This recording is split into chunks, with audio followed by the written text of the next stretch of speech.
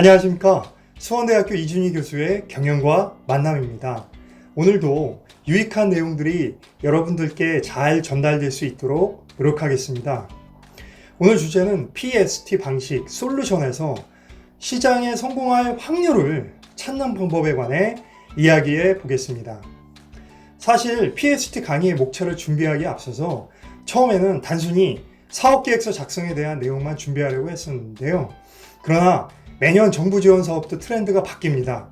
그렇기 때문에 정부 지원 사업 본질을 충분히 이해하려면 단순히 사업계획서 작성 방법보다는 지원 사업을 이해하는 통찰력을 길러야 한다고 생각했기 때문에 당장은 여러분이 갈증을 느낄지 모르지만 장기적으로는 여러분께 도움이 되어 결국 스타트업 운영에 어려움을 해소해 주는 것이 본 채널의 목적입니다.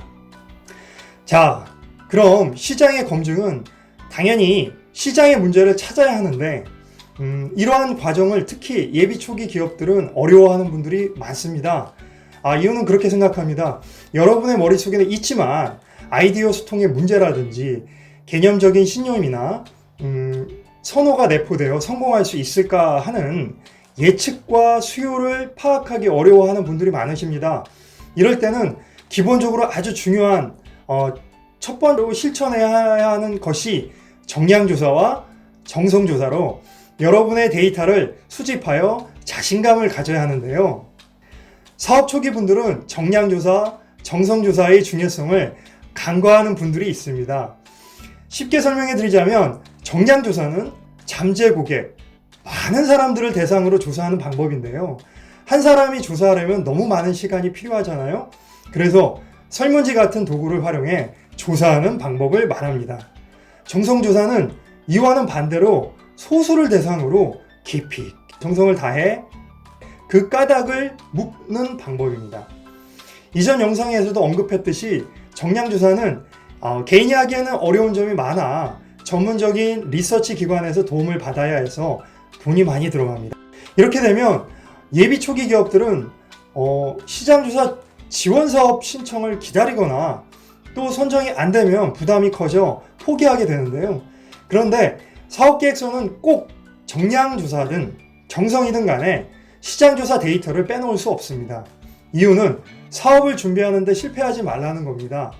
시장조사는 1차적으로 문제를 해결하기 위한 창업주가 직접 시장조사를 거치고 확신이 생기면 2차적으로 환경분석, 경쟁분석, 시장규모 분석 이렇게 진행해야 하는데 2차 분석은 구글링이나 도서, 학술 논문 DB에서 쉽게 찾을 수 있다 보니 그냥 스킵하는 경우도 있습니다. 실제 제가 스타트업 엑셀러이터 심사위원으로 평가를 할 때도 이런 사항을 많이 봤습니다. 다시 원점으로 돌아가 정성조사를 다른 말로 하면 인터뷰 조사라고도 하는데요. 크게 보면 포커스 그룹 인터뷰와 인덱스 인터뷰가 있습니다. 제가 추천해드리고 싶은 방법은 사업 초기 개발하려는 여러분께는 인덱스 인터뷰가 다른 말로 하면 1대1로 얻는 방법을 추천해드리고 싶습니다. 닐슨 노한 그룹 조사 보고서를 보면 UX 전문가 429명 대상으로 11가지 시장조사 방법을 제안하고 얼마나 자주 위의 방법론 중에 주로 사용했는지 요청하였는데 시장보고서 분석, 정성적 사용성 테스트, 인터뷰 방법이 67%로 가장 인기 있는 방법론으로 동률을 이루었습니다. 이와 같이 연구 결과를 보면 너무 많이 시간이 소요되거나 비용이 많은 조사는 전문가들도 자주 이용하지 않는 것을 이해할 수 있습니다. 제 개인적인 생각은 PST 방식에서 시장의 문제를 찾을 때도 시장조사가 필요하고요. 솔루션 아이디어를 디자인할 때도 시장조사가 필요합니다. 여기뿐인가요? 스케일업 할 때도 팀을 구성할 때도 시장조사가 필요합니다. 시인 괴티 명언 중에 첫 단추가 중요하다라는 말이 있는데요. 시장조사를 건너뛰면 A는 적절해야 하고 B도 적절해야 하고 C, D, E 등이 모두 적절해야 하지만 성공이라는 사업을 성공할 수 있습니다. A는 꼭 이 사업을 하면 성공할 거야. B는 이 문제 하는 기술도 훌륭해. 오, 좋아. C는 스케일업을 해야 하는데 투자자가 관심이 없네. D는 유능한 직원을 구해야 하는데 우리 회사 입사를 안 하네. 하고 또 E는 난 이 분야에 경력이 없어 라고 이러한 프로세스 과정을 하게 되면 실패라는 것을 맞닥게 되죠. 이렇게 우리가 앞만 보고 뒷면은 생각하지 않은 채 기대한 성과를 내지 못하고 이러한 요인들을 위와 같은 사업을 시작하면 나타날 수 있습니다. 근데 A단계에서부터 명확한 나만의 데이터가 없다면 B, C, D, E는 부적절한 단계로 그 단계를 해결하기 위해서는 큰 비용이 들 수 있습니다. 여하튼 다시 정성조사 1대1 인터뷰 조사 방법은 돈이 그렇게 많이 들어가지 않는 장점이 있습니다. 여기서 인터뷰 대상이 중요합니다. 인터뷰 대상을 다른 말로 하면 퍼소나로 재정의 하겠습니다. 이 퍼소나의 중요성은 UX 사용자 경험을 취득하는 프로세스 중 디자인 싱킹 방법론을 손꼽을 수 있는데요. 그림과 같이 여기 이론에서 주장하는 것은 극단적인 사용자를 찾으라 라고 이야기합니다. 극단적인 사용자 즉 익스트림 유저인데요. 특정한 제품이나 솔루션을 전혀 사용할 것 같지 않거나 아니면 때론 특이하게 사용하거나 아니면 혁신적인 사용자 등을 말합니다. 이러한 극단적인 사용자들은 문제의 본질에 더 가까이 접근할 수 있도록 도와주기도 합니다. 더 재밌는 것은 그림과 같이 극단적인 사용자층 커브와 제품 수용 주기 고객층 커브가 비슷하게 분포되어 있습니다. 여기서 이노베이터 성향은 신제품을 무조건 사용하고 경험해보는 층으로 극단적인 니즈가 강하며 주로 신제품이나 임상 같은 베타 테스트에 참여하는 고객군이라고 생각하시면 됩니다. 단점은 충성도가 낮아서 현실적인 문제점을 지적할 수 있습니다. 얼리 어댑터나 레가드나 공통점도 자신의 주관이 뚜렷하고 자기에게 가치가 있는 제품만 구매하는 성향이 나타납니다. BCG 전략 인사이트라는 도서에서 보면 극단적인 사용자를 분석한 살충제 기업의 성공 사례가 있는데요. 극단적인 할머니는 살충제를 일주일에 2통을 사용하는데 담당자는 상식적으로 이해가 가지 않아 할머니와 인터뷰하면서 알게 됩니다. 할머니는 바퀴벌레를 잡을 때 살충제도 뿌리고 살충제를 뿌려도 바퀴벌레가 계속 꿈틀거려서 더 많이 뿌렸다고 합니다. 살충제 회사는 이러한 문제점을 창안해서 살충제에 마취제를 섞어서 새로운 기능성으로 뿌리자마자 바퀴벌레가 죽는 것처럼 보이게 하는 제품을 만들어 살충제 회사는 시장에서 새로운 수요를 창출했다고 합니다.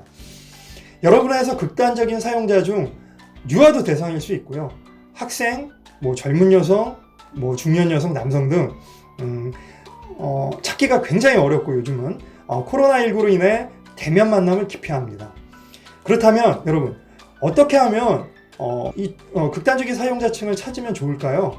해당 아이디어에 고도의 전문성을 지닌 연구자를 이노베이트층을 찾아 인터뷰하십시오.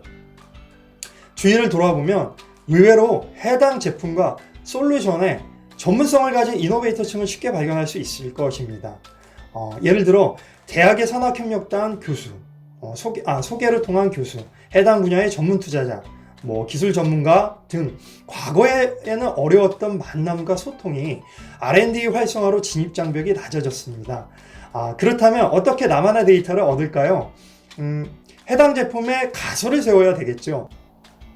예를 들어 우리 회사는 치과용 임시치아 프린터 기기를 개발하면 적어도 10% 치과 의사는 2천만 원을 주고 병원에서 사용할 거야 가설을 세웁니다. 그 다음 액션은 20명 또는 부족하면 30명까지 목표 집단을 선정하고 3D 프린터 제조사, 치과의사 전문의, IoT 연구자, 3D 프린터 제조학 등 방문 또는 유선 통화를 시도하여 사실 긴 이야기를 할 때도 적어도 1시간에서 2시간 동안 이야기를 나눠야 하기 때문에 방문 인터뷰가 효율적입니다. 5년 전에 실제 경험했던 사례인데요. 20명 중 4명인 20%가 호응을 가졌고 거기에 1천만 원 가격에 치과용 임시치아 3D 프린터 기기를 개발하면 구입하겠다고 객관적인 데이터를 얻을 수 있었습니다.